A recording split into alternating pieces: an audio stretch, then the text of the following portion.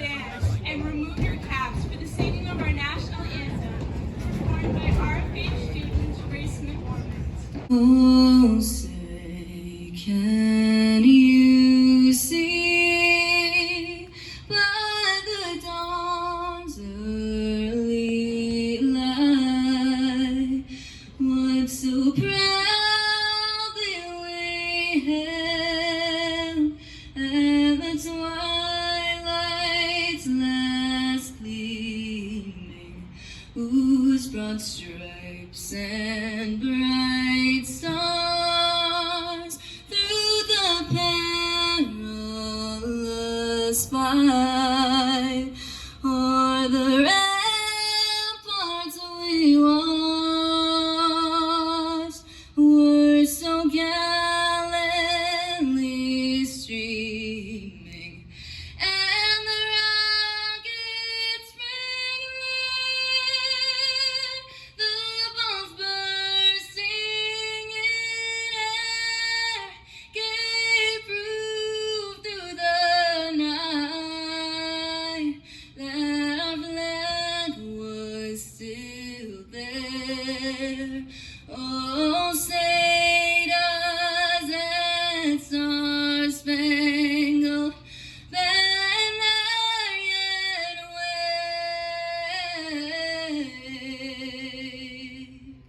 o'er the land of the free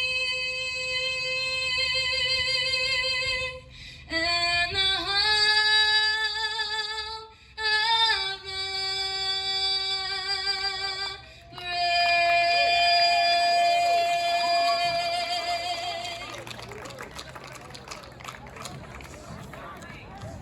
With the stand-up, the strongest, most resilient, honorable, dedicated, committed, and true American product has had a significant effect on each and every one of our lives.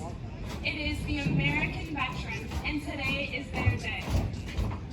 I'd like everyone to please stand and pause for a moment of silence to honor all of those who have made the ultimate sacrifice, defending our great nation. Let us also pause to remember their families, those that will forever carry the true burden of our freedom.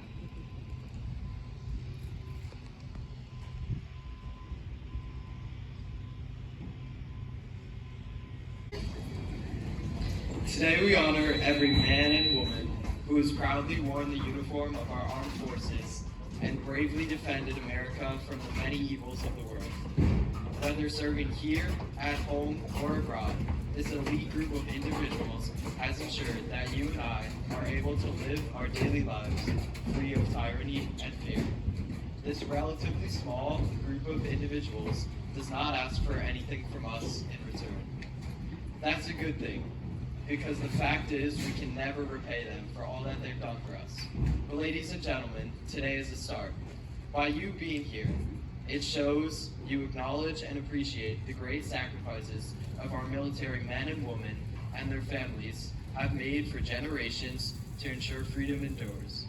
You've taken the time out of your busy lives to join with hundreds of thousands of patriotic Americans across the nation in paying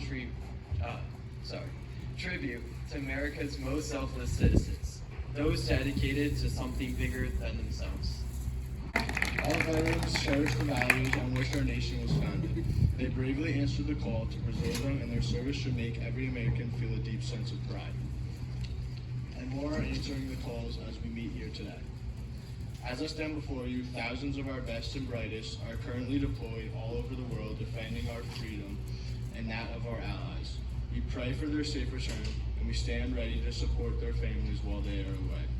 Undoubtedly, we would not be standing here today without America's proud soldiers, sailors, Marines, airmen and airwomen, and Coast Guardmen's and women's desire to liberate others from their dark grip of oppression, hopelessness, and fear.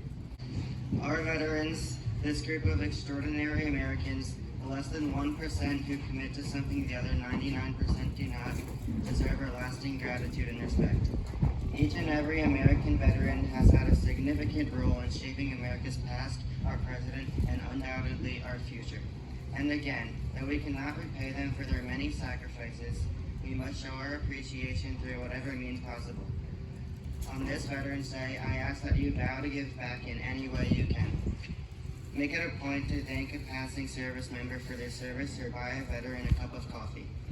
Any ceremonial display of honor rings hollow if we do not incorporate the basis for its occurrence into our daily lives. At this time, we would like to have our guest speaker, Mr. Joshua Zager, come up and say a few words. Major Zager was born and raised in Fairhaven, New Jersey. He graduated from Rumson Fairhaven High School in 1989 and Franklin and Marshall College in 1993. Major Zager was drafted into the Israeli Defense Forces in August of 1993 and served in the 890th Paratroop Battalion as a machine gunner and squad commander.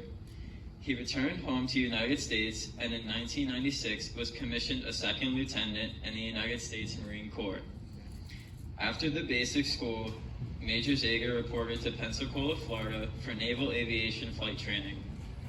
He received his wings in 1999 at Naval Air Station Meridian in Mississippi and was assigned to fly the F-18 Hornet. He has served with Marine Fighter Attack Squadron 251 and Marine Fighter Attack Squadron 533. Major Zager deployed with the Thunderbolts of VMFA 251 in September 2001 aboard the USS Theodore Roosevelt and flew 42 combat missions over Afghanistan in support of Operation Enduring Freedom.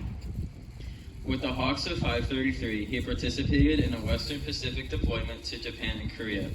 Major Zager served in the Navy and Marine Tactical Jet Training Squadron 22 as the training officer and senior Marine, where he instructed air combat maneuvering and carrier qualifications.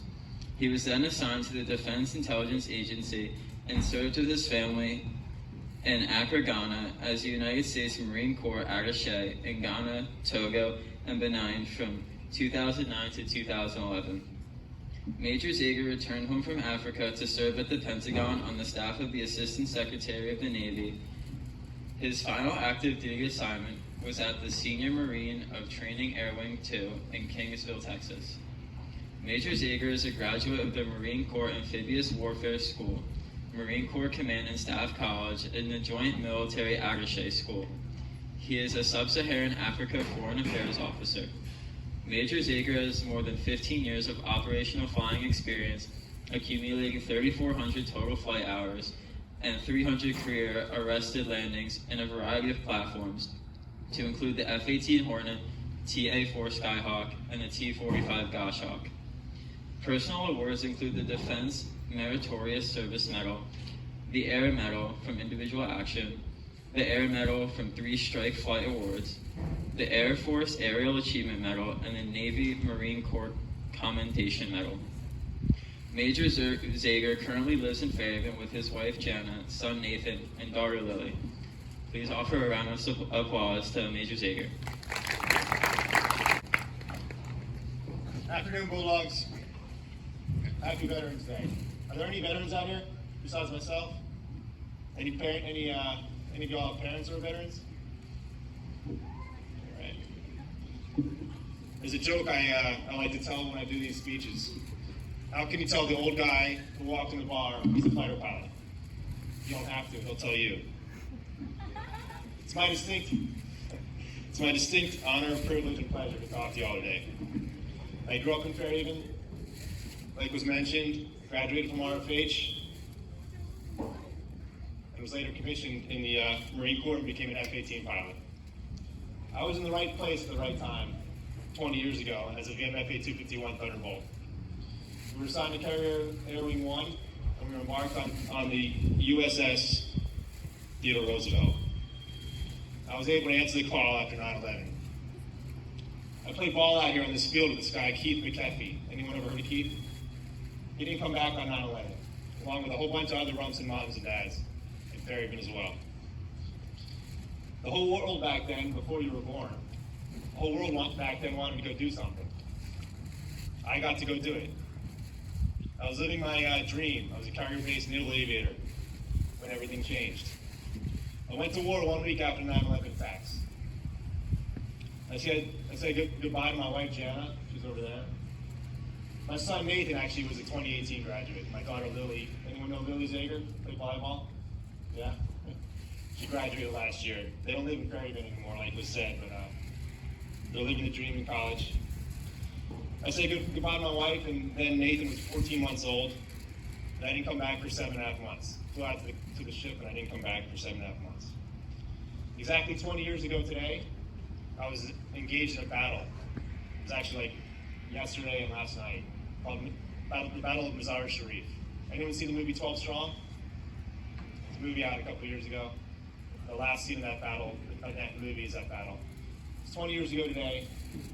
We'd been bombing the Taliban for a couple weeks, maybe a month, and then we started driving them south out of Mazar Sharif through Bagram, Kabul, Kandahar, and then out east into the Torabal and Boro Mountains, where they stayed for 20 years. In that battle, I dropped 3 laser-guided bombs on 3 Taliban tanks. There aren't many veterans around today. I've been asked to do this all over the peninsula. Memorial Day in Red Bank and Fairhaven. Any of y'all Norwood kids? Did I speak to any of y'all a couple years ago in Norwood or something? Yeah? No? Yeah? Yeah, I get asked to do this a lot. Unfortunately, there's not many vets around.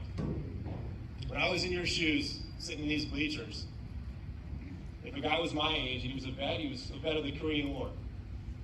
And if he was a little bit younger than I am now, I'm 50, he was a vet of the Vietnam War. And if he was a little bit older than I am now, he was a vet of the World War II. There were vets all around. We had this gym teacher at Norwood, Mr. Measley. I don't know what he did. I'd love to know. He's just been gone for a while. But you could just see it in his eyes that he's done something for this country. It's kind of hard for y'all to meet vets. So I'll tell you, from my perspective, what makes someone serve this great country of ours. I'll tell you why I served. I always wanted to fly, and I love the United States of America. I learned love of country at Norwood and in the halls here at RFH. When I was growing up in this great corner of New Jersey, our teachers, our coaches, our parents, they expected love of country out of us. They lived it. Back in those days, we said Pledge of Allegiance every day, the whole school together. We stood up and said the Pledge of Allegiance every day at homeroom. The Soviet Union was around and reminded us all the time what freedom was and what it meant to be free. Today, things are a little bit different. In these times of division, I believe it's worth talking about what our country is about. What it is of the United States and what makes it a country that we should love. For those of us who have served, America is real. We know it when we see it, we feel it in our bones. When I went out to kill for this country, when I wondered if I'd ever come home to my wife and son, I was serving an idea, an ideal. I was serving America. What does that mean? Every coin that's minted here in this country has 3 ideas on it. Can anyone name them? Extra credit. What's that? No, you got 2 or 3. Freedom or liberty. You said liberty, right? Nice. Liberty. We all know what that is. In this country, we're free to be whoever we want to be, do whatever we want to do. You all are seniors, get to go out into this great country and do whatever you want. Unbounded. Liberty. The other one. Anyone can name the second one, please? No? Thanks. Nice try. E pluribus unum. We used to have a science teacher, honors bio here. He used to make us learn the Greek and Latin roots. E pluribus unum. Anyone doing that here at school? You guys learning Greek and Latin roots? No? E pluribus unum. Yeah? From one, all. Out of many, one. Good. Out of many, one. Plural, pluribus unum. Uno. Right? Out of many, one. This country's always been founded on the idea that we come from all over the world, all races, all religions, all everything, but we come together as one, as Americans. And the third thing on every coin is in God we trust. We don't believe in man. When I swore to uphold the Constitution, when I swore to defend the Constitution against all enemies and domestics, enemies in domestic, and all enemies foreign and domestic. I wasn't swearing to support any president, go to war for any person, any man or woman. I was swearing to go to war to possibly give my life for the Constitution, for this great country. We don't believe in men, we believe in the system. And the only thing we do believe in is God. These ideas are worth serving. These are ideals that some of my friends died for. I met a girl earlier at the Rumson ceremony who's in the Marines right now. She's at Penn State. She was in ROTC in Penn State. And one of my buddies, Sam Schwack Griffith, was killed on the ground in Afghanistan back in 2011, December 11. I got a couple other friends who didn't come back. These are the ideals that we go to war for. These ideas are America. The next time y'all have the honor and the privilege to recite the Pledge of Allegiance, I want you to contemplate these ideals. We are a United States of America. We are one nation, under God, indivisible, with liberty and justice for all. Thanks, Bulldogs.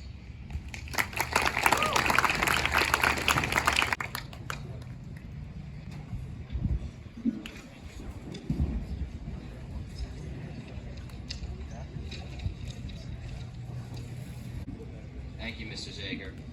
Before we depart today, let us focus our thoughts of thanks to those who are spending this sacred day away from their families and friends. Those not on American soil, but in a foreign nation, proudly displaying Old Glory on their right arm, may they return home safely. And may we always remember all the freedoms our veterans have secured for us. We are truly privileged to have such noble and extraordinary citizens. At this time, I would like to take the time to recognize the RFH family that are currently serving or have served in the past. Our veterans, both RFH staff members include Mr. Ross Reed of the United States Navy and Mr. Chuck Pittman of the United States Marines.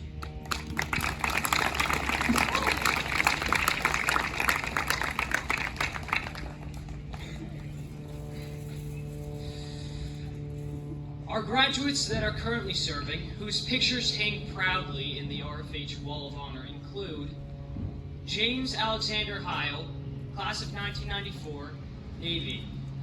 Margaret Brainerd Bland, class of 2003, United States Army. Joel Hyduke, class of 2005, Army. Kenneth R. Ebner Jr., class of 2009, Army. Christopher Hoffer, class of 2010, Air Force. Brendan Reese, class of 2011, Army. Kevin M. Alter, class of 2011, Marines.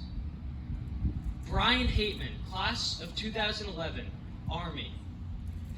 Edward Woody Rago, class of 2012, United States Army. Liam Reedy, class of 2013, United States Army. Matthew M. Valco, class of 2014, Marines. Logan Pagano, class of 2014, Army.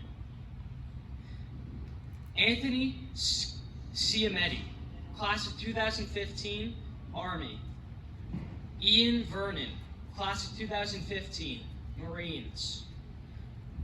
Luke Koger, class of 2016, United States Marine Corps. Jamie Laughinghouse, class of 2017, Marines. Theo Addison, class of 2017, Army. Isabella Vernon, class of 2017, United States Marines. And finally, Jack Oberle, class of 2017, Army. And finally,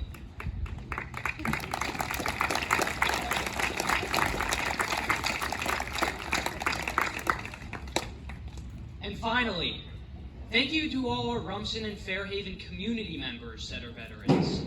Those who have left their legacy for our next set of great military men and women. Every single one of you has given the sacrifice to ensure that we can be at this Veterans Day event today. At school, spending our time learning and living our lives with freedom. At this point, if anyone wishes to thank a specific veteran or military member in their lives, please come down to the microphone. I'd like to thank my father, Patrick Boyer, who was a captain in the 101st Airborne and a graduate of West Point in 1990.